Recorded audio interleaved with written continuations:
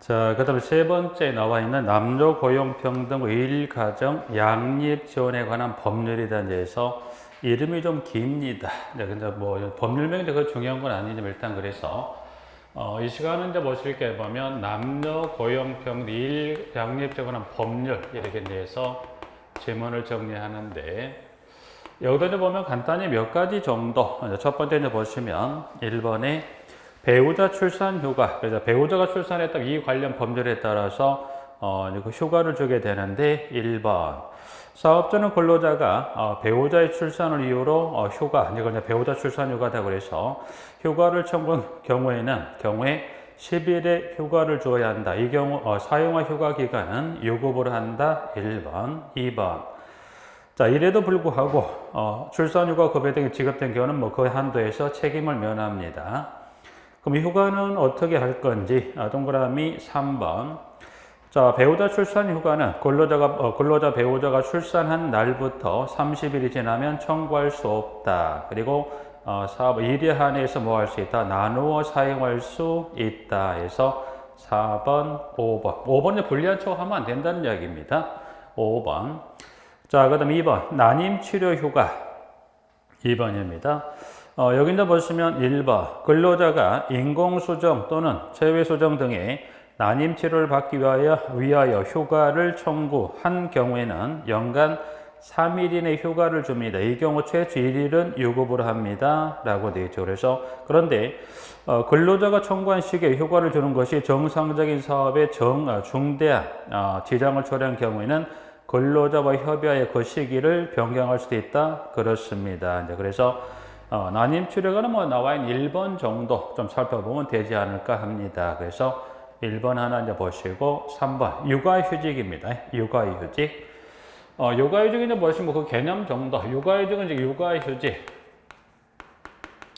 육아휴직은 이제 사업장에 출근하지 아니하고 이제 집에서 대상 자녀를 돌보는 걸 뭐라? 육아휴직이라 합니다. 그럼 육아휴직을 들어가려면 일단 기준이 있죠. 그래서 그럼 육아휴직을 들어갔을 때 대상 자녀는 이와 같은 기준에 해당하는 자녀가 있었을 때 가능하다는 거죠. 자, 질문 1번에 자, 근로자가 만 8세 이하 또는 초등학교 2학년 이하의 자녀를 양육하기 위하여 휴직을 신청하는 경우 이를 허용해야 한다. 그렇죠?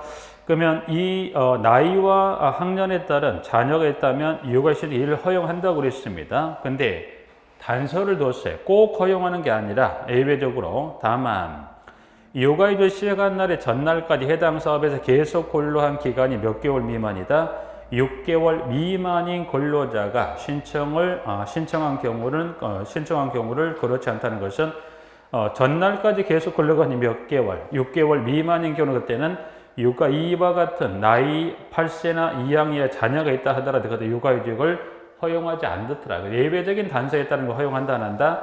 허용하지 않겠더란 겁니다. 자, 그 부분이고 기간은 어떻게 할 거냐? 그래서 기간은 육아휴직의 기간은 몇 년으로 합니까? 1년 이내로 합니다. 그래서 육아휴직에 관한 부분 하나 잠깐 봐두시고 그 다음 문제 보시면 육아기 근로시간 단축입니다. 육아기 근로시간 단축에 대해서 나와 있는 부분들인데 근로시간 단축 육아휴직은 집에 쉬면서 대상 자녀를 그와 같은 기준에 따른 자녀를 돌봤다면 근로시간 단축이라는 건 사업장에 출근하는데 그런 출근하지 않고 돌보는 걸 육아휴직이라고 했다면 근로시간 단축이라는 건 출근을 합니다. 출근하는데 뭘 줄였다? 근로시간을 뭐 했다? 단축을 해서 이 단축된 근로시간을 통해서 자녀를 돌보는 걸 육아기 근로시간 단축이다 해서 질문을 이제 보시면 자, 1번입니다.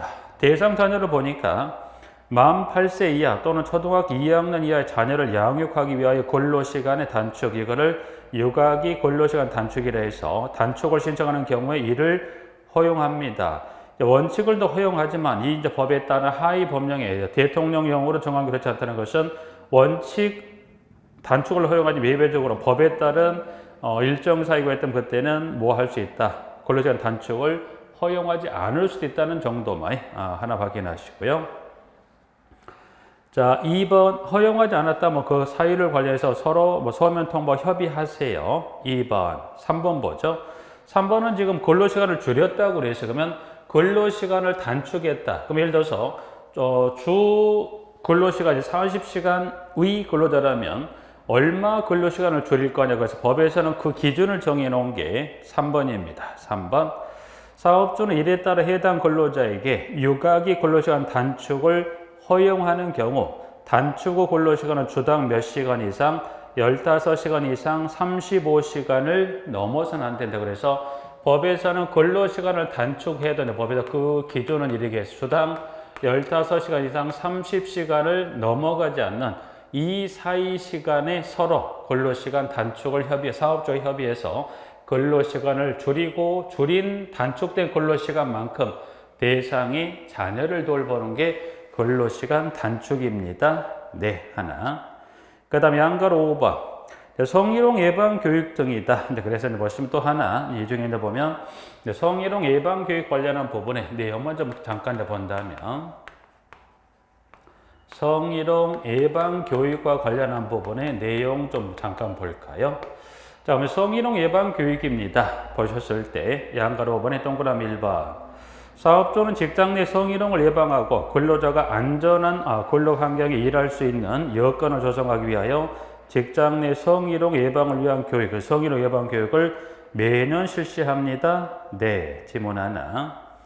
2번, 3번. 사업주는 성희롱 예방 교육의 내용을 근로자가 자유롭게 열람할 수 있는 장소에 항상 게시하거나 갖추어 두고 근로자에게 널리 알립니다. 해서 3번, 4번, 5번.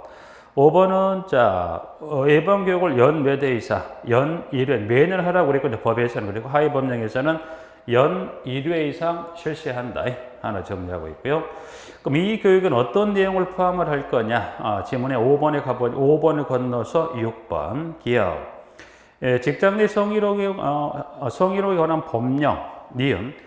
해당 사업장의 직장 내 성희롱 발생 시 처리 절차와 조치 기준, 그리고 직장 내 성희롱 피해 근로자 고충 상담 및 구제 절차에 관한 그 밖에 성희롱 예방에 필요한 사항에 대한 내용을 포함을 시키라는 거죠. 그게 이제 직장 내 성희롱 예방 교육에 관한 부분 나와 있습니다. 그래서 여기 간단한 몇 가지 좀 살펴서 나중에 기본 교재가 이보다 조금 더 많은 내용이 있을 거니까 좀 살펴보도록 하시고, 이 관련 법률은 주로 이 관한 부분하고 여기는 따로 정리해놨지만 제목만 한번 확인한다면 또 뭐가 있냐면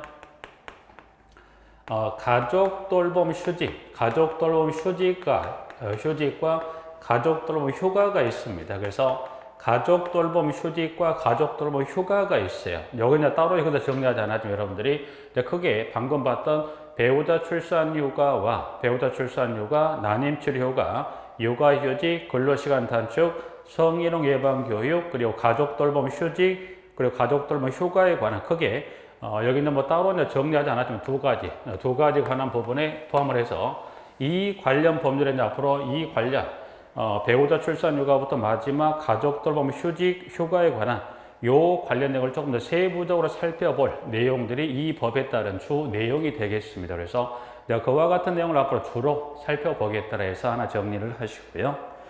자, 그 다음에 근로자 퇴직급여 보장법. 그 부분 보면, 그 다음에 또 하나가 근로자 퇴직급여 보장법입니다. 보장법. 이 법의 취지는 보시면 근로자가 퇴직할 때 급여를 안정적으로 지급하기 위해서 이 법에 따른 제도를 설정합니다. 라고 해서 나와 있는 부분들인데, 여기도 이제 그 중에 영어 정의 정도 한번 보실게요. 영어 정의 보실까요? 여기도 이제 뭐 그 중에 보시면 여기도 영어 정의.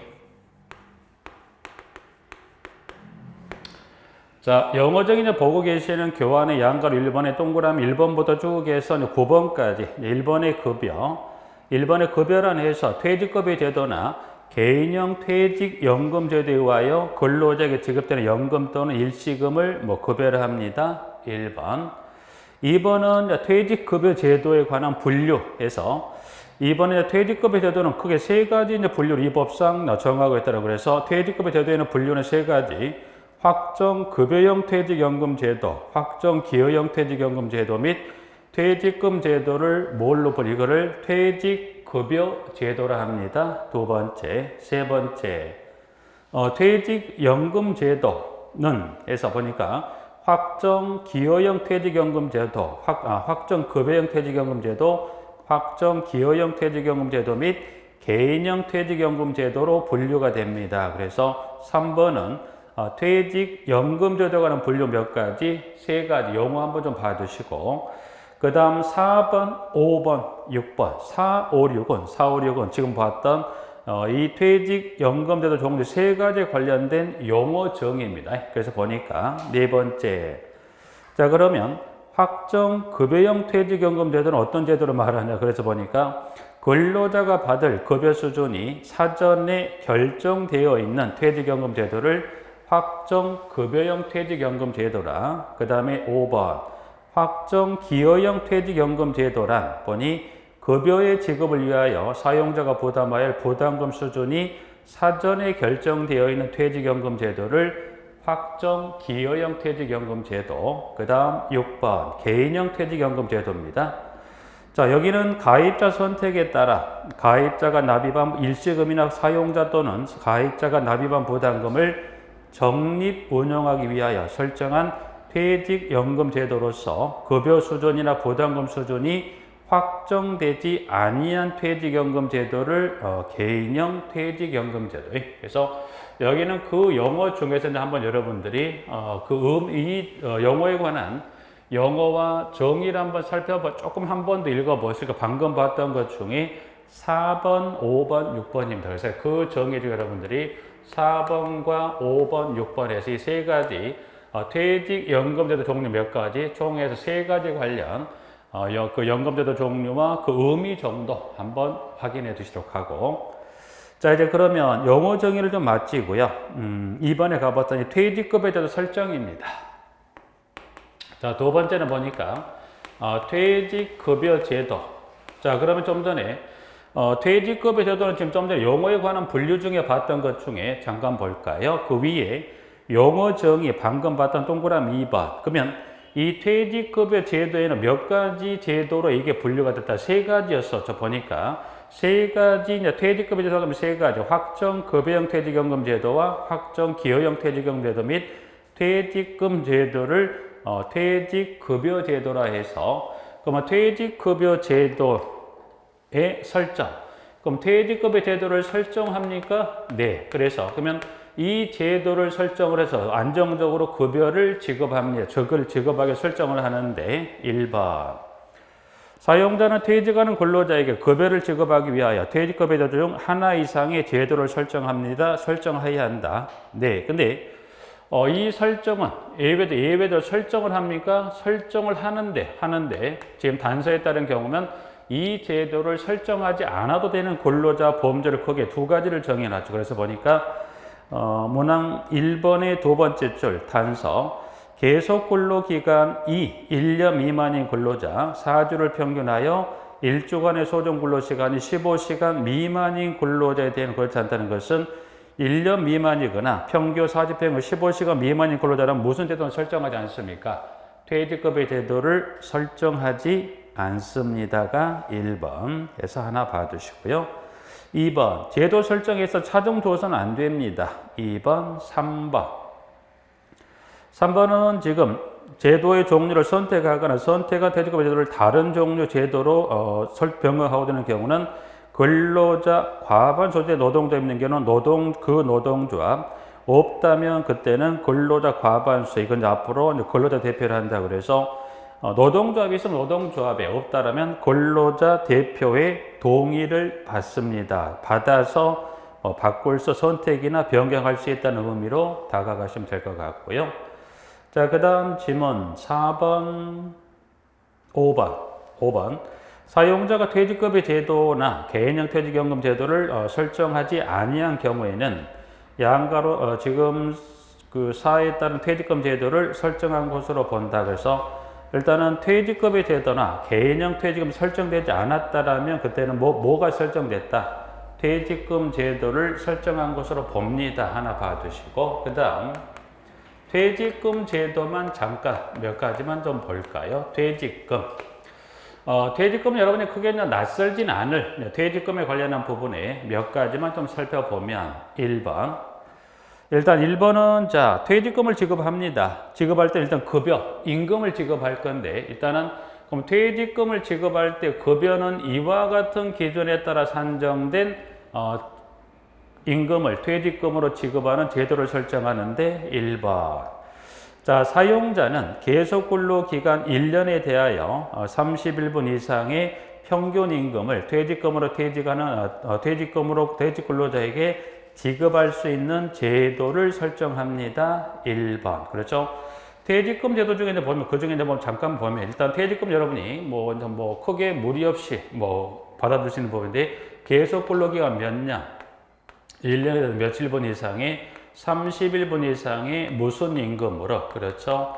평균 임금으로 퇴직금을 지급하는 임금을 결정을 하는 거죠. 그래서 퇴직금은 1년에 31분 이상의 무슨 임금으로 지급합니까? 네, 평균 임금이죠. 그래서 평균 임금을 이와 같은 기준에 따른 임금으로 퇴직금을 지급합니까? 네, 하나, 1번.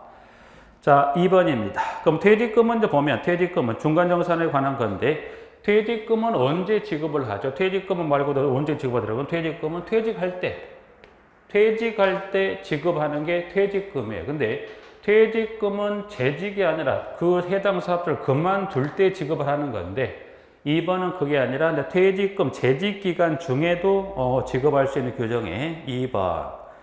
자, 이래도 불구하고 사용되는 주택구입 등 대통령령으로 정하는 사유 보시면 중간정산 사유가 있어요. 그럼 중간정산 사유로 근로자가 요구하는 경우에는 근로자가 퇴직하기 전에 해당 근로자 계속 근로 기간에 대한 퇴직금을 미리 정산하여 지급할 수 있으니까 그러니까 퇴직금은 퇴직 시 지급이지만 뭐 할 수 있다?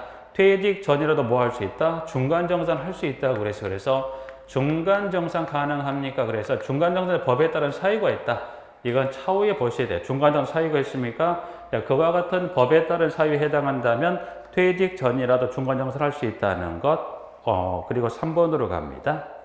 퇴직금을 받을 권리는 몇 년간 행사하면 시효로 소멸합니까? 그 퇴직금의 권리 청구하는 시효는 3년이죠. 3년간 행사되면 시효로 소멸합니다. 3번, 4번.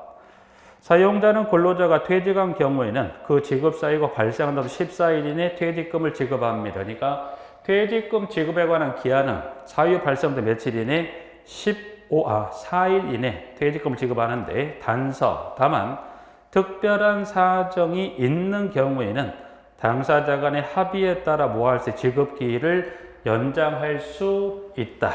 그렇다. 그래서 4번 하나 확인할 거예요. 퇴직금 제도 간단한 몇 가지만 쭉 하나 정리했어요. 그래서 퇴직금 제도까지 해서 거기에 용어에 관한 부분하고 제도에 관한 설정, 그리고 퇴직금 제도에 관한 간단한 내용들 좀 정리한 이 부분이 이제 보면 이 노무 관리에 관한 5번째 퇴직급여 보장법에 관한 부분 하나. 자, 그리고 이제 마지막이 되는 이제 관련법이 노동조합 및 노동관계 조정법입니다. 부분들은. 자, 이제 그 중에 이제 마지막이 되는 게 지금 나와 있는 노동조합 및 노동관계 조정법이다 이제 해서 앞으로 여러분이 살펴보실 이제 그 노무 관리에 관한 법령 이제 크게 이제 보면 지금 이제 정리하고 쭉 넘어왔던 근로기준법 그리고 최저임금법 남녀 관련 법률과 근로자 퇴직급여 보장법하고 마지막 5번째가 되는 노동조합 및 노동관계 조정법까지 노무 관련하는 법률에 한 5가지 정도는 정리할 부분으로서는 먼저 지문의 설립 신고 볼까요? 자, 이제 그러면 여기 이제 보면 이 관련 법률에 따라 노동조합을 설립하고자 합니다. 그렇죠. 이제 그러면 설립 신고에 관한 것 좀 볼까요? 설립 신고. 일단은 노동조합을 결성을 해야 되죠. 절차는 이와 같은 절차를 거쳐 노동조합이 문을 열어가는 절차를 정해놨더라. 그래서 보니 첫 번째 설립신고는 지금 보시면 설립신고는 이런 절차란 것은 이 관련 법에 따른 설립신고서가 있습니다. 설립신고서하고 그래서 이 법에 따른 이와 같은 설립신고서 플러스 규약입니다. 규약을 이 설립신고서와 규약을 행정관청입니다. 이거를 행정관청에 이 설립 규약을 제출을 해야 되는데, 자, 이제 중요한 건, 그러면 노동조합을 열고자 합니다. 이 관련법에 따른 신고서, 즉, 신고서를 출력 관련 내용을 기재하고, 작성한 규약을 행정관청에 제출한다고 그랬어요. 자, 이제 그런데, 이때, 그럼 설립신고서 규약을 행정관청에 제출합니다. 네. 근데, 이 제출되는 관청이 하나가 세 가지가 있어요. 그때는 노동조합의 어떤 성격 또는 상황에 따라서 제출되는 관청이 몇 가지가 있다? 세 개 관청으로 나누어서 그때는 제출하게 되는 겁니다. 그래서 그러면 어느 경우에 따른 경우면 세 가지 경우를 제출할 거냐. 그래서 이제 노동조합 성격에 따라서 제출되는 관청이 좀 다릅니다. 보실까요? 근데 그게 동그라미 1번 보시면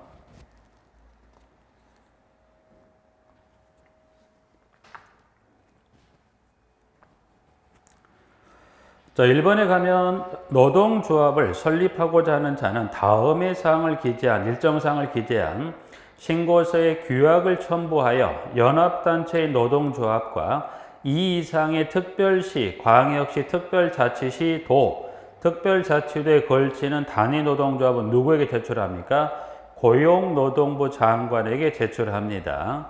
그럼 일단 여기서는 밑에 일단 동그라미 2번을 먼저 가면 2번에 지금 장관에게 제출되는 크게 두 가지 경우에 따라 노동조합으로 분류할 수 있는데 그 중에 첫 번째가 이번에 연합단체의 노동조합이라고 그랬어요. 보니까 연합단체의 노동조합은 동종산업의 단위노동조합을 구성원으로 하는 산업별 연합단체와 산업별 연합단체 또는 전국 규모의 산업별 단위노동조합을 구성원으로 하는 총연합단체를 뭐라?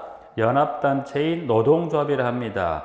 뭔가는 지문이 복잡한데 이건 읽으면 간단히 보시죠. 여기는 그 영어 의미보다는 여러분이 전국 단위로 구성되는 노동조합이 있죠. 예를 들어서 뭐 전국 금속 노조 하면 어떻게 돼요? 여러분이 간혹 집회할 때 보면 전국 금속 노조다 그래서 어느 특정 시도 특정 시도의 조합원을 조합하는 게 아니라 대한민국 전체를 대상으로 조합을 결성하는 게 그와 같은 형태다 보니 그때는 특정 시도에게 제출하는 게 그때는 어디로 갑니까? 그때는 그와 같은 경우면 누구에게? 고용노동부 장관에게 제출합니다. 하나. 그리고 이 이상의 특별시부터 특별자치도라는 건 쉽게 이제 보면 본사는 서울이에요.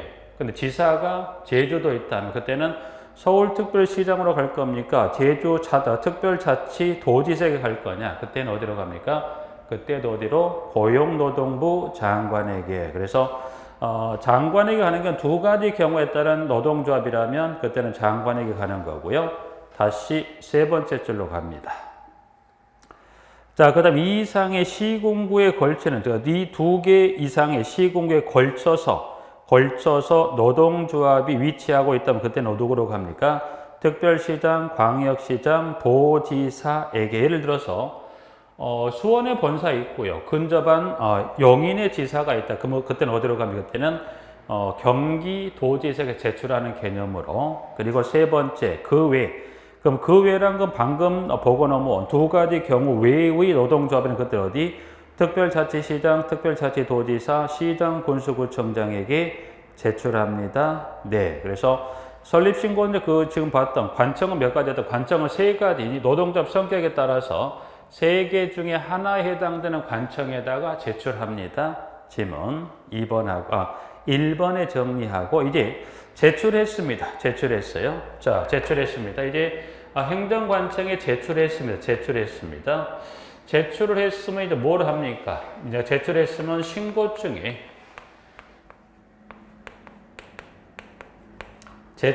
신고증. 여기서 이제 제출을 했고, 제출했다는 건 뭐가 제출됐다? 이 규약, 이 신고서와 규약이 제출됐고, 그 제출받은 관청에서 신고서하고 규약을 살펴보니 문제가 없다, 깔끔하다. 뭐예요?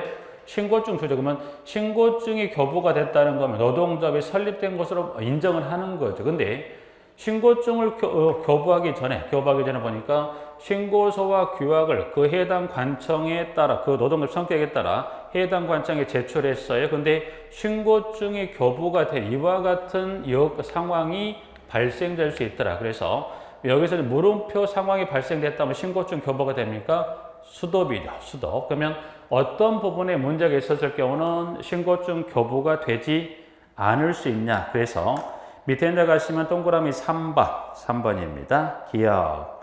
기억은 고용노동부 장관부터 구청장까지 해서 두 번째 줄에 이하 이거를 행정관청이라 한다. 그래서 관청은 설립신고서를 접수한 때는 니은의 전담 및 디귿의 경우를 제외하고는 3일 이내 신고증을 교부한다. 그러면 여기에서 이 물음표와 같은 상황이 발생하지 않았다면 신고증을 며칠 이내 교부합니까?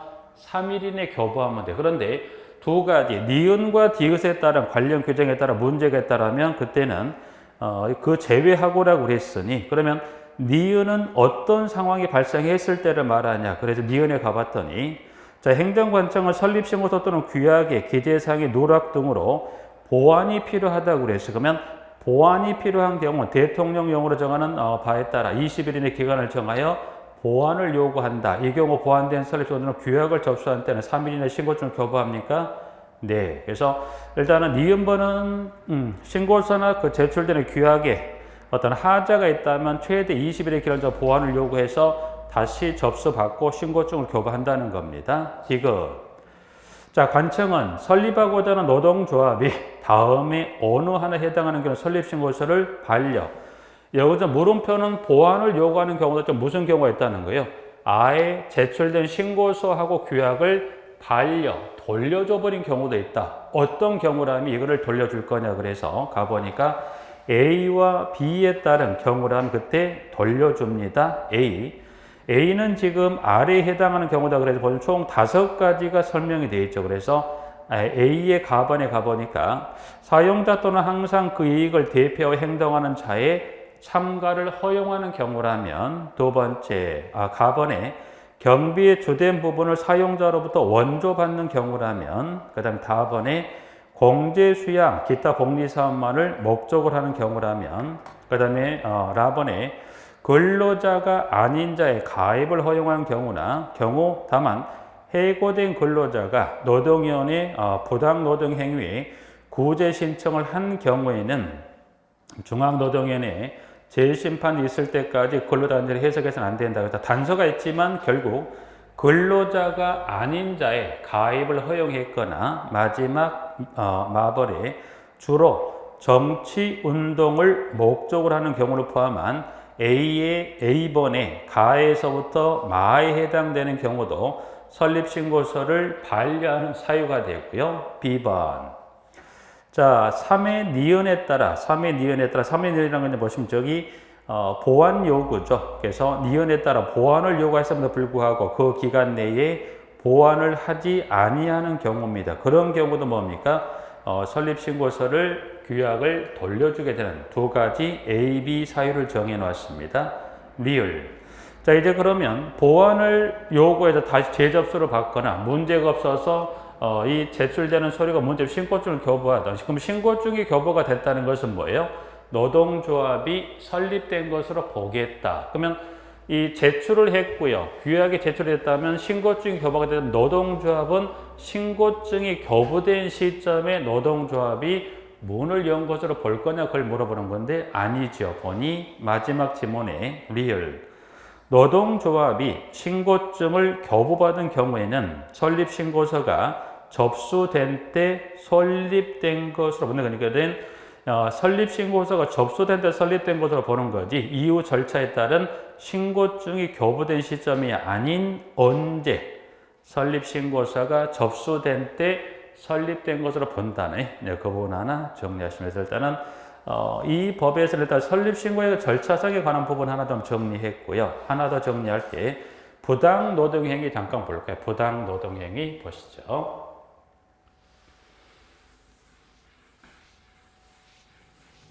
여기서 또 이제 하나 살펴보실 부분들 중에 하나 이 법에 관한 걸 보면 방금 설립신고에 관한 절차에서 보시면 방금 봤던 게 설립신고 등에 관한 일련의 절차를 보완을 요구하기도 하고 문제 있다면 돌려주는 그 설립신고의 절차를 좀 정리했었고 하나 또 이제 보실 것은 부당 노동 행위입니다. 부당 노동 행위.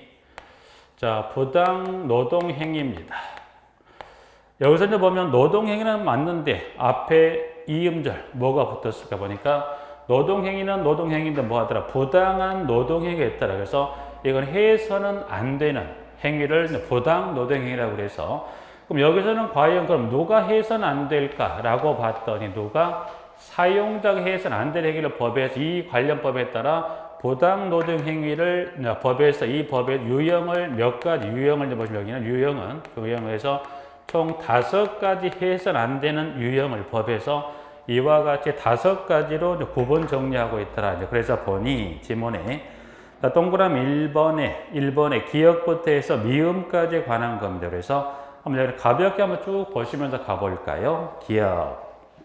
자, 기억은 근로자가 노동조합에 가입 또는 가입하려고 하였거나 노동조합을 조직하려고 하였거나 기타 노동조합의 업무를 위한 정당한 행위를 한 것을 이유로 근로자를 해고하거나 근로자에게 불이익을 주는 행위 안 됩니다. 두 번째, 근로자가 어느 노동조합에 가입하지 아니할 것 또는 탈퇴할 것을 고용 조건으로 하거나 특정한 노동조합의 조합원이 될 것을 고용 조건으로 한 행위도 안 됩니다. 세 번째, 디귿. 노동조합의 대표자 또는 노동조합으로부터 위임을 받은 자와의 단체협약 체결, 기타의 단체 교섭을 정당한 이유 없이 거부하거나 해태하는 행위. 해태라는 것은 게을리했다는 이야기예요. 그래서 거부하거나 게을리하는 행위도 안 됩니다. 리을. 근로자가 노동조합을 조직 또는 운영하는 걸 지배하거나 이에 개입하는 행위와 노동조합의 전임자에게 급여를 지원하거나 노동조합의 운영비를 원조하는 행위입니다. 그래서 여기서 지금 전임자죠. 전임자 개념은 다른 거 아니에요. 전임자란 것은 법에서 이 노동조합의 업무에만 종사하는 자를 법상 이거를 전임자란 표현으로 정리해요. 그래서 전임자란 것은 사업장에 출근해서 사업장 일하러 가는 게 아니라 노동조합 사무실로 출근해서 노동조합 업무에만 종사하고 퇴근하는 자. 그래서 전임자는 이 관련법에 따른 절차를 거쳐서 전임자를 할 수 있는 거죠. 본인의 의사보다 이 법에 따른 절차를 거쳐서 전임자를 할 수 있더라. 그래서 그 전임자에게 급여를 지원하는 행위도 안 됩니다. 해서 리을, 미음. 근로자가 정당한 단체 행위에 참가한 걸 이유로 해고하거나 또는 노동위원회에 대하여 사용된 이 규정을 위반한 걸 신고하거나 그에 관한 증언을 하거나 기타 행정관청에 증거를 제출한 걸 이유로 근로자를 해고하거나 근로자에게 불이익을 주는 행위도 안 됩니다. 그래서 유형은 지금 보시면 몇 가지예요. 5가지 유형을 정했는데 그게 어려운 부분들은 아니죠. 그래서 여러분들 보시면 크게 어려움 없이 부당 노동의 유형은 몇 가지가 있더라. 5가지 부당 노동위원회 유형이 있더라 해서 하나 확인하실 수 있는 거고요. 자, 이제 그러면 여기서 하나 또 추가적으로 큰 틀에 관한 개념을 하나 정리할 게 뭐가 있냐면 유형은 크게 5가지죠. 5가지 봤던 이 5가지 부당 노동 행위가 있었어요. 그럼 이 5가지 해서는 안 되는, 누가 해서는 안 되는, 사용자가 해서는 안 되는 5가지 유형이 있었다고 그랬어요. 그럼 이 5가지는 누가 해서는 안 된다, 사용자가 해서는 안 된다고 그랬는데 마찬가지. 자, 그럼 해서는 안 됩니다 라고 했는데 했다고 한다면 결국 이 부당 노동 행위는 뭐가? 근로자나 또는 사업장에 노동조합이 권리를 침해당할 수 있죠. 그럼 결국 침해당했다면 유형 5가지 정도 거의 이 5가지 하나 해당이 돼서 권리를 침해당했다면 침해당한 권리를 구제받는 구제 절차를 이 법에서도 정해놨더라. 그러면 요 5가지 중에 어느 하나 해당한 사유로 인해서 권리를 침해당했다면 침해당한 권리를 구제받는 절차, 이 법에서 이와 같은 절차를 거쳐서 노동조합이나 근로자가 침해당한 권리를 구제받습니다라고 해서 정해놓은 게 있는데 여기도 절차에 관한 것만 크게 3개 절차의 틀에 관한 것만 좀 확인해 보죠. 자, 첫 번째죠. 첫 번째라는 건 분명 근로자가 됐던 노동조합이 됐던 이 5개 중에 하나 사유에 유형에 해당이 돼서 권리를 침해당했던 뭐 어떻게 돼요? 힘들어요라고 뭘 해야 돼? 먼저 가장 침해당한, 그 권리 침해당한 자가 뭘 해줘야 돼요? 노동위원회 뭘 합니까? 구제 신청이 들어와야 노동위원회에서 절차를 진행할 겁니다. 그러면 노동위원회 구제를 신청했어요? 네. 이제 그러면 접수를 받은 노동위원회에서 조사 등을 실시할 거고, 조사 등을 통해서 결과물은 구제 명령이나 기각 결정을 내릴 거예요. 그러면 이 둘 중에 어느 하나 해당 결과에 대해서 관계 당사자 서로 간에 불만이 있으면 다시 한 번에 무슨 절차를 거칠 수 있다? 다시 한 번에 두 번째 행정 절차 중에 하나 재심을 신청할 수 있죠. 그러면 재심을 신청했어요. 그럼 역시 마찬가지 위원회에서 재심을 한 결과는 또 마찬가지 구제명령이나 기각결정을 내립니다. 그러면 구제명령 기각결정을 내린다면 역시 마찬가지 그 명령 또는 결정에 불복한다면 마지막 무슨 절차를 사법 절차 중에는 뭘 할 수 있다? 네. 행정소송이죠. 그래서 행정소송을 통해서 이제 구제를 받을 수 있다. 그래서 그 관련 교환에 구제 신청하는 일련의 절차와 재심에 관한 신청하는 절차와 소송하는 절차에 관한 기한과 그 세부적인 내용이 기술이 되어 있는데 그건 한번 잠깐만 한번 보시고 여러분들 절차는 크게 이렇게만 정리할까요? 부당노동 행위는 법에 몇 가지 유형을 두고 있더라. 5가지를 두고 있고 5가지는 사용해서는 된다, 안 된다? 안 된다는 거예요.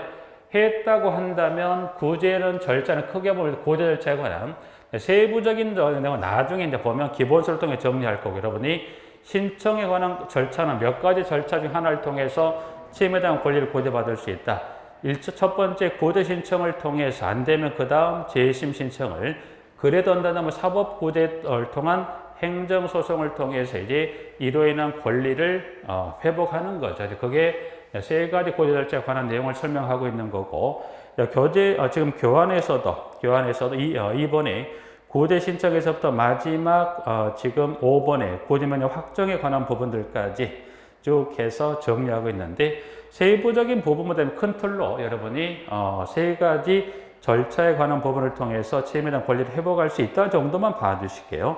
어떤 기한이라든가 세부적인 문자나 그 용어나 수치는 조금 밀어놓으시고 그와 같은 절차 등을 통해서 권리 회복합니다. 그게 뭐가 있다? 부당 노동행위 구제 절차를 정하는 내용이라 보시면 될 것 같습니다. 여기까지 이제 해서 일단은 노무관리 관련 법령에 관한 5가지입니다. 그래서 근로기준법부터 마지막 노동조합 및 노동관계 조정법까지 해서 5가지 좀 정리했었고요. 기타적인 좀 여기서 언급하지 않았던 세부적인 부분들은 기본 과정에 또 기본과 심화를 통해서 정리할 시간을 갖도록 하고요. 여기 지금 설명도 이 부분하고 추가적으로 하나 더 말씀드리면 이제 여기는 보면 여러분들이 지금 봤던 것은 노무관리 관련해서 보시면 노무관리 관련해서 5개 법률 관련한 부분을 정리했던 게 있다면 하나 더 입문 과정에 따로 언급을 하지 못했었지만 여러분들이 하나 이제 기본 교재를 통해서 하나 정리할 게도 뭐가 있었는지 잠깐 언급했었던 사회보험이 있어요. 사회보험은 여러분이 사회보험인데 보시면 여러분이 사회보험 하게 되면 산재보험법, 고용보험법, 국민연금법, 국민건강보험법에 관한 4개인데 사회보험은 이제 여러분 총 정리를 이렇게 4개가 아니라 총해서 여기도 5가지 보험에 그 사회보험에 관한 법률이 있습니다. 그래서 그 하나는 뭐가 있는 거는 다음 과정에 설명드릴 거고 여러분들이 사회보험까지 좀 정리했으면 좋겠지만 일단은 이번 입문에서는 노무관리에 관한 5개에 관한 기초적인 내용만 잠깐 확인한 거고요. 사회보험도 이제 보시면 이제 기본서를 통해 사회보험에 관한 5가지를 정리할 건데 노무관리에 관한 법령과 사회보험 법령, 이 사회보험에 관한 것들은 여러분들이 일상생활에 크게 접해볼 기회가 있었던 관련 법령의 내용들이라는 건 다소 내용이 약간 딱딱할 수 있긴 하지만 그러나 이 5개, 지금 각각 5가지 해서 이 사회나 노무 관리에 관한 법령만 해도 총 법이 몇 가지 법인가요? 10개 법령에 따른 노무와 사회보험을 정리하다 보니까 이게 이제 쉽지 않은 여러분이 보시면 이제 지금 24회 시험을 대비해서도 이 5가지 총 10가지 관련 요것만 시험이 나오는 게 아니라 시험 전체 40문항 중에 거의 보면 6에서 7개 정도의 차지하는 비중이긴 하지만 여러분들이 10개의 법에서 문항이 그리게 뭐 전체 다수를 찾은 게 아니다 보니까 일부를 찾은 보다 보니까 내용들은 좀 다소 딱딱하고 어렵지만 여러분들이 좀 정리를 해야 될 필요가 있는 내용이다 합니다. 그래서 이 부분들은 앞으로 여러분들이 조금 힘이 드시더라도 조금은 참고 해야 될 노무 관리든 또는 사회범위든 힘이 드시더라도 조금은 인내하시면서 해야 될 그 관련 법령이 아닌가 생각을 합니다. 여기까지 해서 입문 과정을 좀 마무리하고요. 다음 시간에 이제 교재를 통해서 기본 과정과 심화 과정을 정리하도록 하겠습니다. 여기까지 해서 입문 과정, 사주 과정을 마치도록 하겠습니다.